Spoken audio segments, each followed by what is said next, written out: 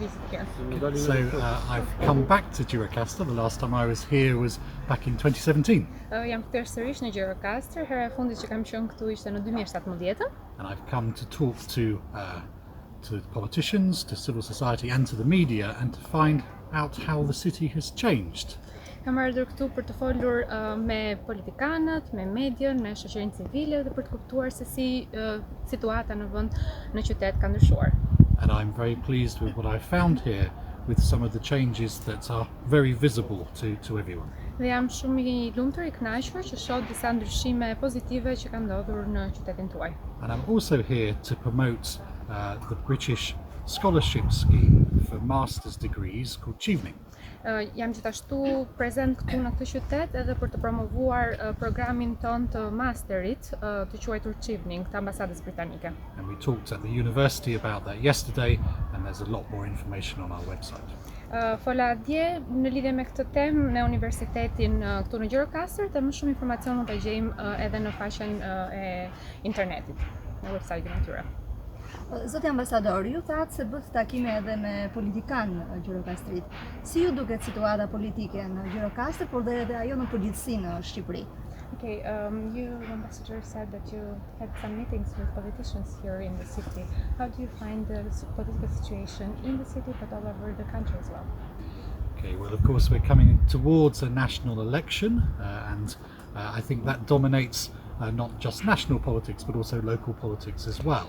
Ne jemi në prag, le të themi, pranë zgjedhjeve parlamentare, kështu që këto zgjedhje dhe ky diskutim dominon edhe temën e diskutimit në nivel jo vetëm qendror, por edhe lokal.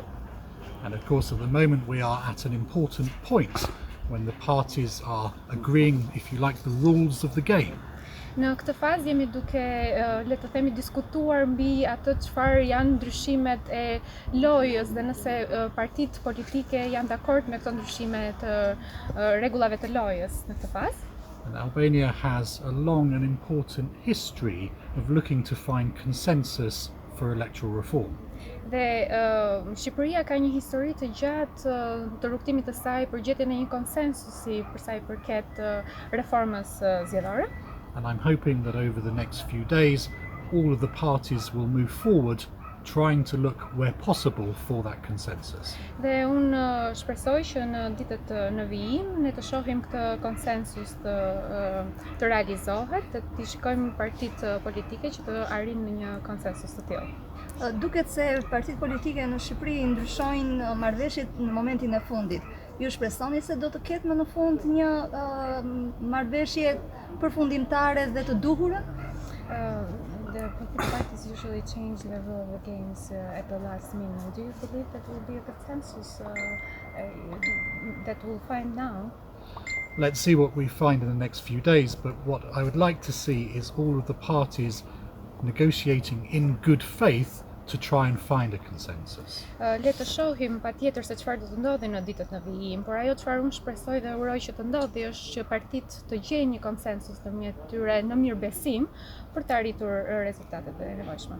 A I mbështesin ndërkombëtarët, ja një minutë. A I mbështesin ndërkombëtarët kodin e zgjedhor me lista të hapura dhe çfarë ndryshimi mund të ketë për Shqipërinë kjo? Do the internationals support the changes in the electoral code, and what will this mean to Albania? So the internationals very much supported the agreement of the 5th of June, which we worked tirelessly to help the parties to find that agreement. Ndërkombëtarët patjetër që kanë mbështetur fuqimisht marrëveshjen e 5 qershorit, për të cilën ne punuam në një kohë të gjatë dhe në mënyrë të zgjatur për ta arritur. It is really up to the parties to decide whether they want to do things beyond that, beyond those ODA recommendations. Por është patjetër në dorë të partive për të vendosur nëse ata duan të kalojnë përtej asaj marrëveshje. But of course, time is short, and that is why it's important to find as much consensus as possible if changes are going to be made. Por patjetër koha është e shkurtër dhe prandaj është me mjaft rëndësi që një konsensus të gjehet sa më parë në lidhje me atë çfarë do ishte më mirë për të bërë. Po për sa përket listave të hapura që është propozuar nga partitë politike, si e shikon ambasadori në syrin e tij politik?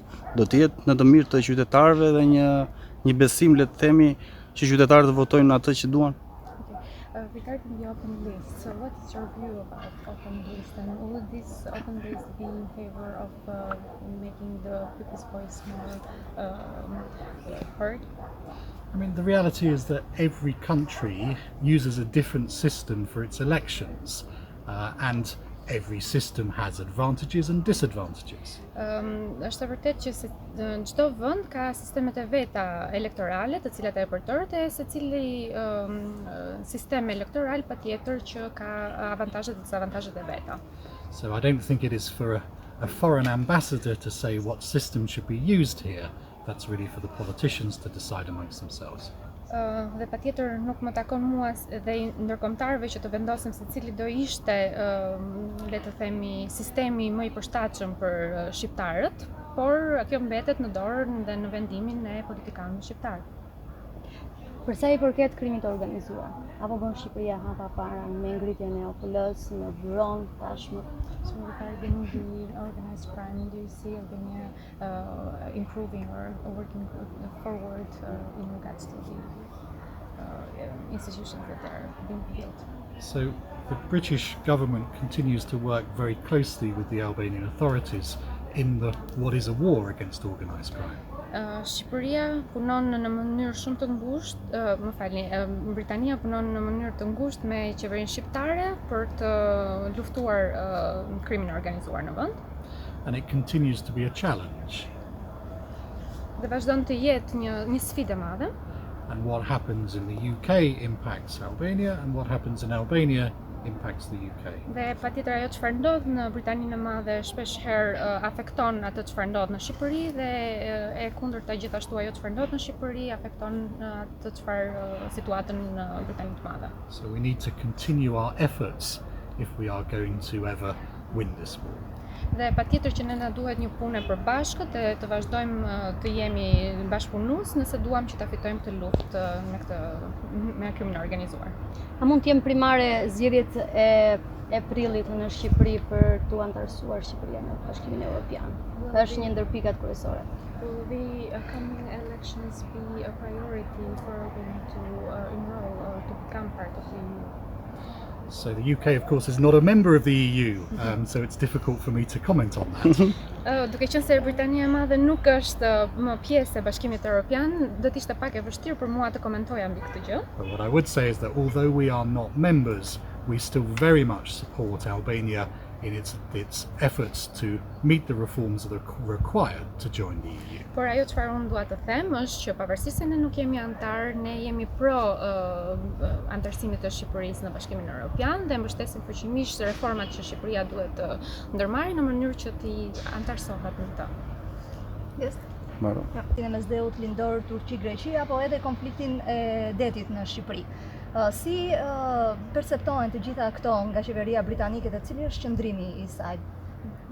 So regarding a more geopolitical question, it's regarding the problematics with the sea territory between Turkey and Greece, Albania and Greece, also with what's happening in Armenia and Belarus. So what is the British view on this, and how do the British see this, the British government see these developments? I mean, that's a very wide discussion covering at least 4 very major international topics. So unless we have all day, I can't cover that in detail. Kjo është një diskutim mjaft i gjerë për të i cili mbulon disa tematika të rëndësishme, dhe duke qenë se unë nuk kam gjithë ditën për të folur për këtë gjë, domethënë mbasi nuk do jem do thellohem kaq shumë në të gjitha këto pika. But for all of these issues, the first thing is the need for de-escalation, and the second is the need for the sides to talk together. Por ajo çfarë është e rëndësishme është patjetër nevoja për të gjetur një konsensus midis palëve. And that is particularly true of Armenia and Azerbaijan and the conflict in Nagorno-Karabakh. Dhe patjetër kjo është e rëndësishme në rastin e Armenisë, Azerbajxhanit edhe atë çfarë po ndodh në Karabakh. And And I know a little bit more about this because I was the deputy ambassador in Armenia about 20 years ago, and this conflict was at that point still unresolved. Dhe këtë gjë unë mund ta them me siguri që kam njohur dhe e njoh mirë për shkak se unë kam qenë zëvendës ambasadori atje disa vite më përpara dhe kjo problematikë ka vazhduar për shumë vite aty. But the first step is very much to stop the fighting and then get round to the negotiating table to find a solution. Por pika e rëndësishme në këtë moment është ndalohen luftimet ose luftimet dhe të gjejmë një mënyrë për të sjellë së bashku në një tryezë diskutimi.